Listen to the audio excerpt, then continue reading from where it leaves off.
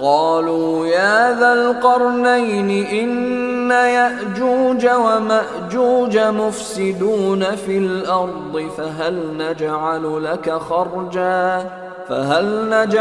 لك خرجا على أن تجعل بيننا وبينهم سدا قال ما مكني فيه ربي خير فأعينوني بقوة أجعل بينكم وبينهم ردما آتوني زبر الحديد حتى إذا ساوى بين الصدفين قال انفخوا حتى إذا جعله نارا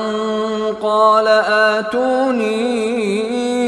أفرغ عليه